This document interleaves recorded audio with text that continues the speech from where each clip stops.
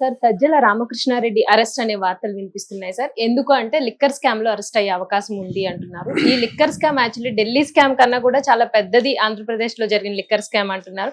అసలు ఆ liquor scam వ్యవహారం ఏంటి సార్? అందులో రామకృష్ణారెడ్డి అరెస్ట్ అయ్యే అవకాశం ఎంతవరకు ఉంది?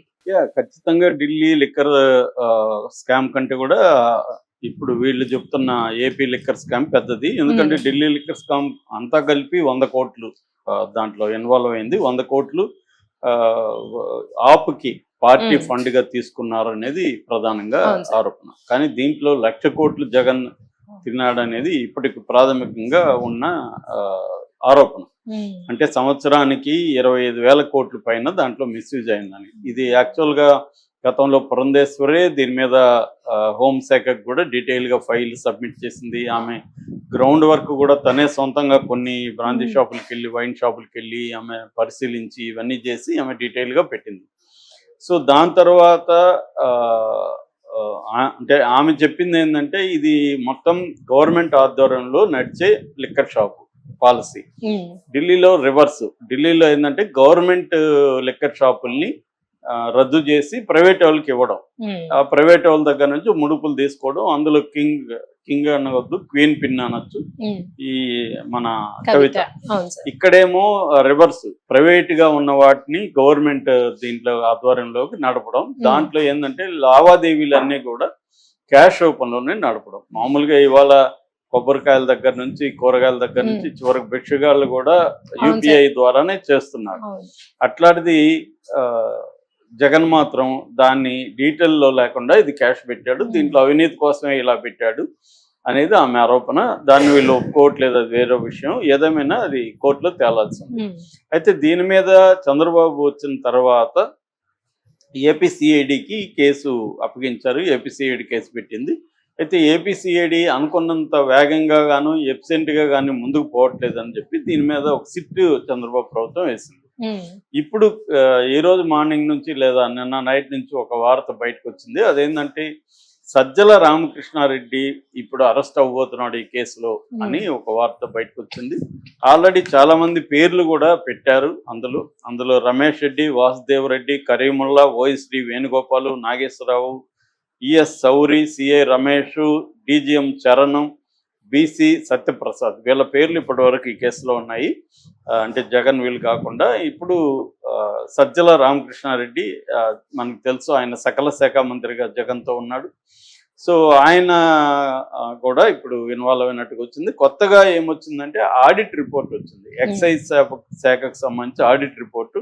ఆడిట్ రిపోర్ట్లో ఏముందనేది ముందుగా మనం చెప్పుకుందాం. ఆడిట్ రిపోర్ట్లో ఏముందంటే 16,000 కోట్ల అవినీతి జరిగిందనే దానికి ఆధారాలు ఈ ఆడిట్ రిపోర్ట్లో ఉన్నాయి. మొత్తం 1,00,000 కోట్లు కాదు ఈ ఆడిట్ రిపోర్ట్ వచ్చి, దీని వరకే, అదేమి కంప్లీట్ ఇన్వెస్టిగేషన్ కాదు. ఎక్సైజ్ శాఖలో ఎటువంటి ఇర్రెగ్యులారిటీస్ చోటు చేసుకున్నాయి అనేది ఆడిట్ రిపోర్ట్ చెప్తుంది.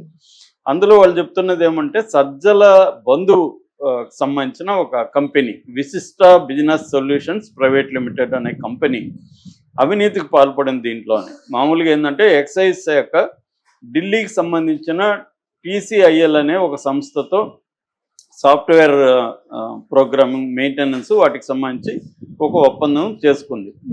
అక్కడ టీసీఎల్ నుంచి సబ్ కాంట్రాక్టు ఈ విశిష్ట బిజినెస్ ప్రైవేట్ లిమిటెడ్ వాళ్ళు చేసుకున్నారు సబ్ కాంట్రాక్ట్గా.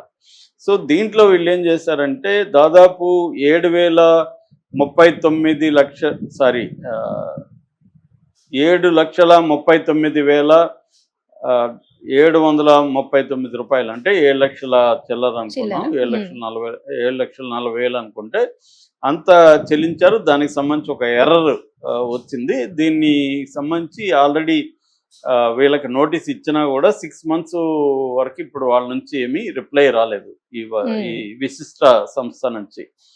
సో దీనికి వీళ్ళు చెప్తున్నది ఏంటంటే అదే ఒక ప్రధానమైంది. అంటే సజ్జల బంధువులకు సంబంధించి 7 లక్షల రూపాయలు మిస్యూజ్ అయింది అనేది ఒకటి. రెండవది జగన్ని అంటే జగన్కి ప్రకటనలు మామూలుగా అయితే information and public relations I&PR అంటారు డిపార్ట్మెంట్, దాని పర్మిషన్తోనే వేరే డిపార్ట్మెంట్స్ పబ్లిసిటీ చేయాలి. వాళ్ళకి ఇస్తే వాళ్ళు చేస్తారనమాట. పబ్లిసిటీ రంగం అది, ప్రసారం. సో దాన్ని వీళ్ళు వాళ్ళ పర్మిషన్ లేకుండా వీళ్ళు ఏం చేస్తారంటే 3,15,00,000 విలువైన ప్రకటనలు ఇచ్చారు. సో ఈ ప్రకటనలు ఇవ్వడం అనేది రూల్ని బ్రేక్ చేశారనేది కూడా ఈ ఆడిట్ రిపోర్ట్ చెప్తుంది.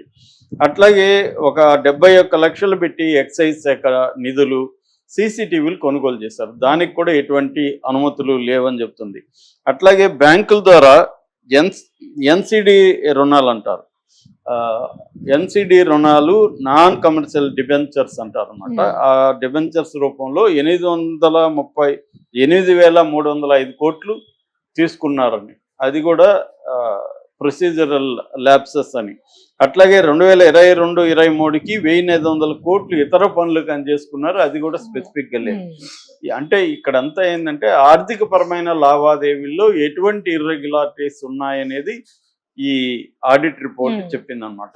ఓవరాల్గా 16,000 కోట్ల అవినీతి జరిగినట్టుగా ఈ రిపోర్ట్లో తేలింది. ఇది ఏంటంటే నిధులు శాఖ మళ్ళాయని, ఈ శాఖ నుంచి వేరే వాటికి నిధులు మళ్ళాయి అనేది ఆడిట్ రిపోర్టు. ఇది ఇప్పుడు సిట్కి గవర్నమెంట్కి సబ్మిట్ చేశారు. సీఎంకి వెళ్ళింది. సీఎంకి వెళ్ళిందంటే ఇప్పుడు సిట్ ఇది ఒక ఆయుధం అన్నట్టు. సిట్ విచారణ ఇంకా స్టార్ట్ అయింది మొన్ననే, ఇంకా కంప్లీట్ కాలే. ఈ లోపల ఏంటంటే ఈ ఆడిట్ నివేదిక అనేది జగన్ టైంలో ఎక్సైజ్ శాఖలో ఎటువంటి ఇర్రెగ్యులారిటీస్ చోటు చేసుకున్నాయి అనేది ఈ ఆడిట్ రిపోర్ట్ ఇప్పుడు చెప్పింది. ఇది ఒక రకంగా జగన్కి నష్టము. ఎందుకంటే సిట్కి ఒక బలమైన ఆధారం దొరికింది. ఎందుకంటే ఆడిట్ అనేది డీటెయిల్గా చేసేవాళ్ళు ప్రతి శాఖల్లో కూడా ఆడిటింగ్ జరుగుతాయి. ఆ శాఖల్లో ఎటువంటి ఇర్రెగ్యులేటరీస్ కావచ్చు, లేకపోతే కరప్షనల్ ప్రాక్టీసెస్ కావచ్చు, ఇవన్నీ ఏమేమి జరిగాయి అనేది చెప్తుంది. అలాగా ఇప్పుడు ఈ ఆడిట్ రిపోర్టు ఇప్పుడు బయటికి మీడియాకి లీక్ అయింది. సో మీడియాకి లీక్ అయిందంటేనే, అంటే నేను చాలాసార్లు చెప్తుంటాను, ఎప్పుడైనా కూడా కేసులు అధికారంలో ఉన్న పార్టీ ప్రతిపక్ష పార్టీ మీద కేసులు ఎందుకు పెడుతుందంటే పబ్లిక్ ఒపీనియన్ని తమకు అనుకూలంగాను ప్రతిపక్షాలకు వ్యతిరేకంగాను మార్చడానికి, పొలిటికల్గా దాన్ని ఉపయోగించుకోవడానికి పెడతాయి. నిజంగా వాళ్ళు అవినీతి చేస్తే వాళ్ళని జైలుకి పంపించాలి అన్న ఒక ప్రజా డబ్బు వృధా అయింది అనేది సీరియస్ ఎవరికి ఉండదు. ఎందుకంటే అన్ని పార్టీలు ప్రజా డబ్బులు వృధా చేస్తారు. అవినీతి లేని పార్టీ ఏది లేదు. ఇవాళ అవినీతి లేకపోతే ఒక్కొక్క ఎమ్మెల్యే 100 కోట్లు 150 కోట్లు ఎక్కడి నుంచి ఖర్చు పెడతాడు. పొలిటికల్ పార్టీ వీళ్ళ ఒకవేళ మొత్తంగా ఓవరాల్గా 2,000 నుంచి 5,000 కోట్లు ఇవాళ స్టేట్ పొలిటికల్ పార్టీలు ఖర్చు పెడుతున్నాం అంటే ఎక్కడి నుంచి వస్తుంది? అట్లాగే కంపెనీలు బాండ్ల రూపంలో ఇంకో రూపంలో వీళ్ళకి ఫండ్ ఎందుకు ఇస్తున్నారు? ఇవన్నీ కూడా అందరికీ తెలిసిందే. ఏ పొలిటికల్ పార్టీ కూడా కరప్ట్ కాని పొలిటికల్ పార్టీ వాళ్ళు ఏది లేదు. వ్యక్తులుగా కొంతమంది కరప్ట్ కాకుండా ఉండొచ్చు, కానీ పొలిటికల్ పార్టీలు అన్నీ కూడా కరప్ట్ ప్రాక్టీసెస్ చేసేవాళ్ళు. మనకు తెలిసి ఇక్కడైతే ఏ వ్యక్తులు కూడా ఎవరు కరప్ట్ కాని వాళ్ళు ఎవరు కనబడలేదు. అందరూ కరప్షన్లో ఉన్న వాళ్ళే. డిగ్రీస్ మాత్రమే తేడా ఉంటాయి. అతను 100 కోట్లు తింటే ఇతను 50 కోట్లు తిన్నాడు, 70 కోట్లు తిన్నాడు.